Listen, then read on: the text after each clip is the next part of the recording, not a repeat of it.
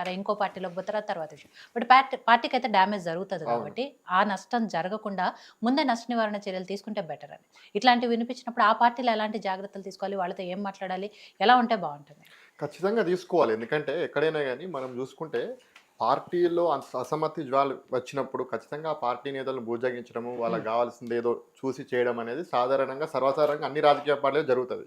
ఒకానొక సందర్భంలో ఆ వ్యక్తి మనకు అవసరం లేదు, అతను పోయినా మాకు పార్టీకి నష్టం లేదు అనుకున్నటువంటి సందర్భంలోనే ఏం చేస్తారంటే వాళ్ళని వదిలేస్తాం.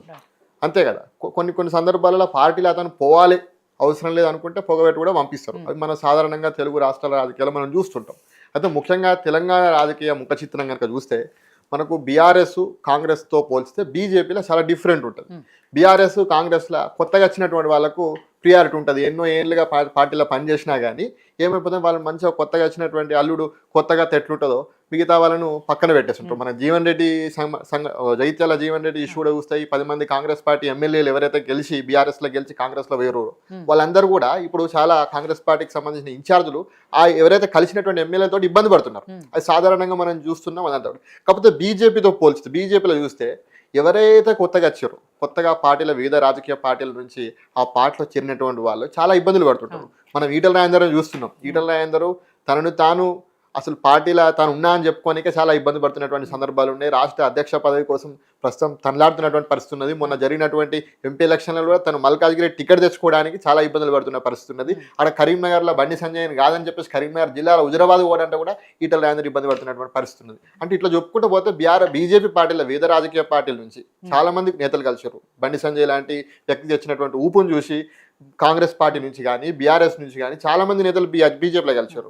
దానిలో కోమటిరెడ్డి రాజగోపాల్ రెడ్డి కానీ, వివేక్ వెంకటస్వామి కానీ, కూన శ్రీశైలం గౌడ్ కానీ, మానకొండూరులో అరపల్లి మోహన్ కానీ ఇట్లా చాలా మంది నేతలు బీజేపీలో కలిసారు. నందీశ్వర్ గౌడ్ కానీ చాలా మంది నేతలు బీజేపీలో కలిసి ప్రస్తుతం మళ్ళీ తిరిగి కాంగ్రెస్ పార్టీలోకి వచ్చినట్టు. అవును, తిన్నారు మళ్ళీ. అవును.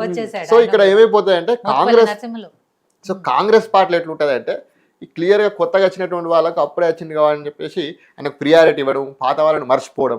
బీజేపీలో ఏంటంటే సీనియారిటీకే ప్రియారిటీ ఇవ్వడం. ముఖ్యంగా 20 ఏళ్ళు 30 ఏళ్ళు ఆర్ఎస్ఎస్ బ్యాక్గ్రౌండ్ ఉన్న వాళ్ళని, లేకపోతే ఏబీవీపీ ఉన్న వాళ్ళను, పార్టీలో చాలా ఏళ్ళు ఉన్నటువంటి వాళ్ళకి ప్రియారిటీ ఉండదు. మనం చూస్తుంటే కనుక క్లియర్గా చూస్తుంటే కనుక ఈటల రాజేందర్ అనేటువంటి వ్యక్తి పార్టీకి సంబంధించిన కార్యక్రమాలు ఉన్నప్పుడు స్టేజ్ మీద ఉండేటువంటి పరిస్థితి ఎన్నో సందర్భాలు ఉన్నాయి. రఘునందన్ రావు లాంటి నాయకులు, అరవింద్ లాంటి నాయకులు, ఎంపీలు, ఎమ్మెల్యేలు కింద ఉంటారు. పార్టీలు అసలు ఎవరికి తెలియదు, ముక్కు ముఖం తెలియదు. తెలంగాణ రాష్ట్రంలో వాళ్ళ పేర్లు కూడా తెలియదు. జనరల్ సెక్రటరీలు ఉన్నటువంటి వాళ్ళు, పార్టీలో ముందు నుంచి ఉన్న వాళ్ళు స్టేజ్ మీద ఉంటారు. మోడీ వచ్చిన వాళ్ళే ఉంటారు, అమిత్ షా వచ్చిన వాళ్ళే ఉంటారు. ఇట్లా ఇట్లా చూసుకుంటే కనుక రెండు రాజకీయ బీఆర్ఎస్ కాంగ్రెస్ రెండు కూడా ఒక పంతాన్ని ఎంచుకుంటే కనుక బీజేపీ ఇంకొక పంత ఎంచుకుంటారు. కాబట్టి చూస్తే కనుక తెలంగాణ రాజకీయ ముఖ చిత్రంలో ఈ పార్టీల అసమ్మతి రాగం అనేది, పార్టీల కలవడం విడిపోవడం అనేది సర్వసాధారణం. అయితే ఇదంతా ఇష్యూ కూడా అసలు మనకి ఇప్పుడున్నటువంటి ఇష్యూ అంతా కూడా కల్వకుంట్ల కవిత లేఖ రాసిన తర్వాతనే ఇదంతా ఇష్యూ బయటకు వచ్చింది.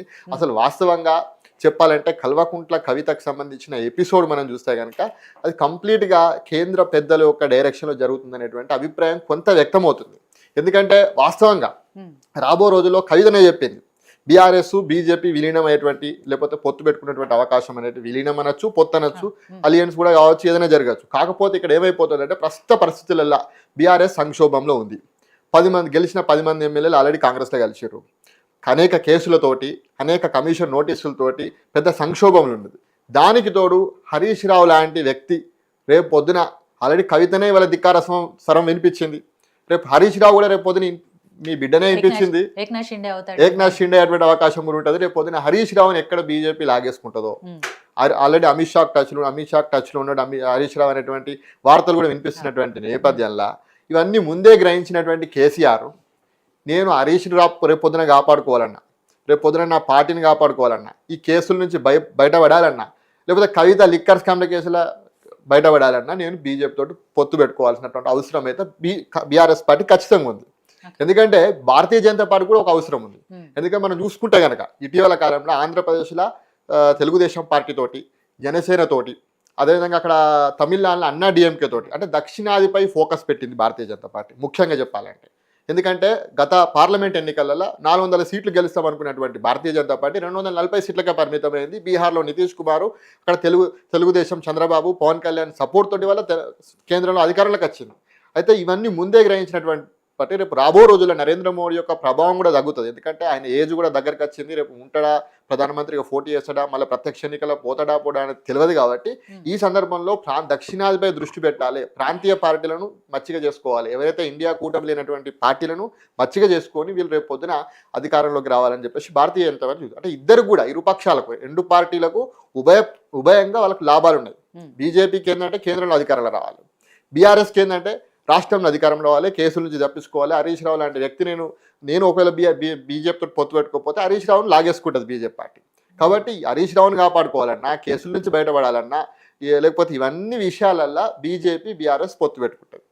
అయితే బీజేపీ ఇక్కడ పెట్టినటువంటి కండిషన్ ఏంటంటే ఆల్రెడీ నీ కూతురు లిక్కర్ స్కామ్లో ఇరుక్కుంది.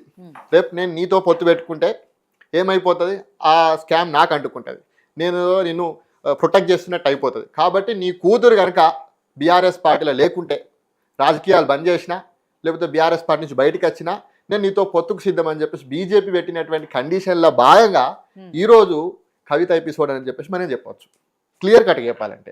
అందుకే కేసీఆర్ యొక్క కనుసన్నలల్లా కవితతో రేపు భవిష్యత్తులో ఖచ్చితంగా పార్టీ పెట్టిస్తాడు. పార్టీ పెట్టి వీళ్ళు బీజేపీ బీఆర్ఎస్ ఇద్దరు ఒకటైపోయి రేపు ఎన్నికలకు పోతారు. ఆ తర్వాత కవిత ఎక్కడో గెలుస్తుంది, లేకపోతే మళ్ళీ అధికారంలో ఖచ్చితంగా మళ్ళీ బీఆర్ఎస్లోనే గెలుస్తుంది. ఇదంతా ఎపిసోడ్ అనేది రాజకీయంగా ఇదంతా నడుస్తుంది. ఇందులో భాగంగానే కవిత ఎపిసోడ్ రాబో రోజుల్లో కూడా ఇదే నిజమైతే నేను అనుకుంటున్నాను. ఆయన చెప్పిన విషయాల్లో ఎంతవరకు అంటే వాస్తవాలు ఉన్నాయనుకుంటున్నారా, జరిగే అవకాశాలు ఉన్నాయని మీరు అనుకుంటున్నారు? గౌతమ్ గారు ఫైనల్గా ఏం చెప్పదలుచుకున్నారు? అక్షయ్ గారు ఊహాజనితంగా మాట్లాడుతున్నారు. అంటే కొన్ని విషయాలలో అంటే తను మాట్లాడుతున్న దాంట్లో ఆయనకున్న ఎక్స్పీరియన్స్ ప్రకారం ఆయన మాట్లాడుతున్నారు. కానీ మాకు కూడా కొన్ని కళ్ళ ముందు కనపడుతున్న ఎక్స్పీరియన్స్లు ఉన్నాయి కదా. ఇప్పుడు హరీష్ రావు గారి గురించి మాట్లాడుతున్నారు. ఏక్నాథ్ షిండే లాంటి మహారాష్ట్రలో ఏక్నాథ్ షిండేని తీసుకొచ్చిన తర్వాత ఆ 5 సంవత్సరాలు బీజేపీ పార్టీ ఏ విధంగా చేసిందో మనందరికీ తెలిసిందే, ముఖ్యమంత్రిని చేసింది. ఆ తర్వాత ఈరోజు గెలిచిన తర్వాత ఎవరిని ముఖ్యమంత్రి చేసిండ్రు? మళ్ళీ ఏక్నాథ్ షిండేని కాదు కదా, తీసుకొచ్చి పక్కన కూర్చోబెట్టిండ్రు. ఈరోజు ఏక్నాథ్ షిండే యొక్క